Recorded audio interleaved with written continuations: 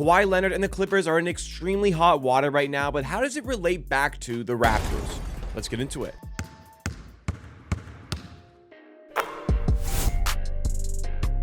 Welcome back, everybody. This is Amateur Sports, the YouTube channel that is dedicated to giving you Toronto Raptors content, and the Raptors are involved in this saga currently ongoing with the NBA, Kawhi Leonard, Steve Balmer, and the team that he owns, the Los Angeles Clippers. Now, this story's been out for a while, but I've been dealing with some travels. I've been away, so we're doing the video here today going through all of the situation and what may transpire from it, because people are calling for the Clippers to relinquish picks and give them to the Toronto Raptors because of how Kawhi Leonard left the team in 2019 and chose to join the Los Angeles Clippers. So we know the whole story. The Raptors won the 2019 NBA championship with Kawhi Leonard helping lead the team to get to that point, and then he broke our hearts when he left in free agency and joined the Los Angeles Clippers. Now, with the Clippers, it hasn't quite worked out as well. The Clippers have not won an NBA championship, nor had they even been to an NBA Finals. But there was a large list of demands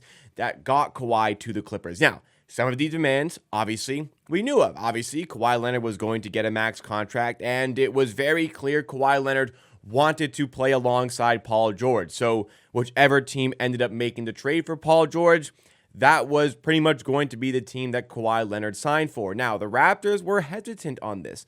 The Raptors did not want to shell out a whole ton of picks. I mean, we saw the amount of picks that the Los Angeles Clippers gave away. The Raptors did not want to give away all these picks, plus Pascal Siakam and Fred VanVleet, in order to get Paul George. After all, this was already an NBA champion that didn't really need to be doing anything else. They had just won the championship. Like, all they needed was to run it back, and they had a really good shot of winning the championship once again. The Raptors did not want to mortgage their entire future, plus two of the key pieces towards that championship in order to get Paul George. The Clippers decided otherwise. They traded away future MVP Shai Gilgeous-Alexander alongside, again, all of those picks that we had already talked about. But newfound information is suggesting that there were much larger lists of demands that were brought on by Kawhi Leonard and his representation, Dennis Richardson, which we know as Uncle Dennis. Now, we have long blamed Uncle Dennis for, at least placed a large amount of blame on Uncle Dennis, orchestrating Kawhi's departure from the Raptors. Now, I'm at peace with it. Look, he came to a destination in Toronto he didn't really want to go to. He gave it everything he had. He was instrumental in the team winning an NBA championship. He was free to go home after that, go home to LA. Sure, it does, leave a very sour taste in my mouth knowing the Raptors had a chance to run it back and knowing like we had a championship team here. He went to a place where he still hasn't even really come close to winning a championship with. But hey, we won a championship. There's a lot of teams out there, like the Clippers, who have never won an NBA championship in their history. Again, it just leaves a sour taste in my mouth knowing what could have been. But along with the story we have here with Uncle Dennis, with Kawhi Leonard, we're starting to see that the demands were a lot more than just the max contract and trading for Paul George, because we've had a leak here. And the leak is that Kawhi Leonard had been getting paid kind of under the table in a no-show job for a company called Aspiration. Now, this company, Aspiration, is now filed for bankruptcy, which has allowed this story to come to light. But Kawhi Leonard essentially was being paid an endorsement deal by this company to do nothing. A lot of the times when, you have a sponsorship deal or an endorsement deal, you're paid a great sum of money, but you're also doing a lot of work for that company. Well, for Aspiration and Kawhi Leonard, Uncle Dennis made it clear, according to reports, that Kawhi Leonard was going to be doing nothing for this endorsement deal. They were just going to be getting paid to do nothing. What essentially happened is this company was paying Kawhi Leonard to do nothing to help the Los Angeles Clippers get around the cap restrictions in the NBA. And what makes this story even worse, Steve Ballmer, Los Angeles Clippers owner, was directly funding this company that was sponsoring Kawhi Leonard to do nothing. It's a very icky situation going on between Kawhi Leonard and the Clippers, and the NBA are currently investigating what's going on. We're going to talk about now what the demands were listed as by Uncle Dennis for the Raptors to make him stay in Toronto, and then we're going to discuss what sort of repercussions could be in place for the Clippers, and if it means the Raptors could get some additional draft compensation as reparations, if you will. Now, when it comes to the Raptors, what is very damning evidence for Kawhi and Uncle Dennis and the representatives is that a lot of the list of demands that were made to the Raptors are like exactly in line with the financial figure demands that were made to the Los Angeles Clippers for those endorsement deals. Now, Uncle Dennis specifically asked the Raptors to give Kawhi this additional endorsement deal. MLSE went, well, yeah, we can get you sponsorships and endorsement deal with our partners. But you actually have to do stuff. You can't just sit there and do nothing. Uncle Dennis, Kawhi's representative, made it clear that they were going to be doing nothing for these sponsorship deals. They wanted to do nothing except get paid. That's not really how these situations work, typically, unless you're Steve Balmer, apparently. But on top of that, I thought this was crazy when I saw it, but a lot of sources are saying the same thing.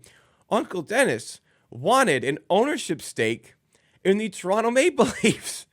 Now, as much as that's a ludicrous thing to ask for, what's even funnier about it is that MLSE, Maple Leaf Sports Entertainment, the ownership group of the Toronto Maple Leafs, as well as the Toronto Raptors and others, they made it clear to him that MLSE owns a lot of these teams. They cannot just piece out an ownership stake of one of these teams, being the Toronto Maple Leafs. You have to have an ownership stake in all of the teams because MLSE owns all of these teams, not just the Maple Leafs. And there isn't just an ownership group of the Raptors. There seemed to be a bit of confusion from Kawhi's representative in that case, not understanding what was going on there. But it's not like they were going to give him an ownership stake of the freaking Toronto Maple Leafs, even if they were actually able to do that. So I have long been on the stance that the Raptors made the right decision in not trading all those picks, plus Pascal Siakam, plus Fred VanVleet.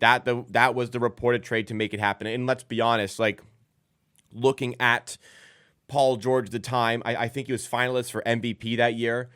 Looking at the situation, like what else would have gotten that trade done? It probably had to be VanVleet, Siakam, and all of those picks.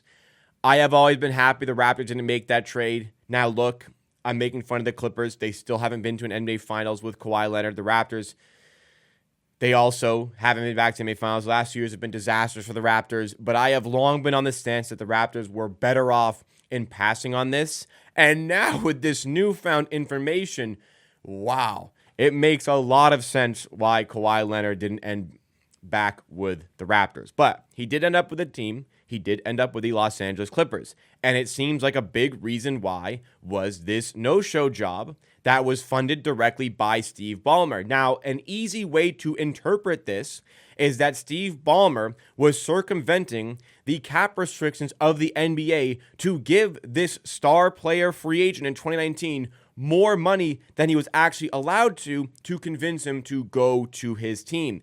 That does not look good. But what sort of repercussions could be in place? Could the Raptors benefit in some way?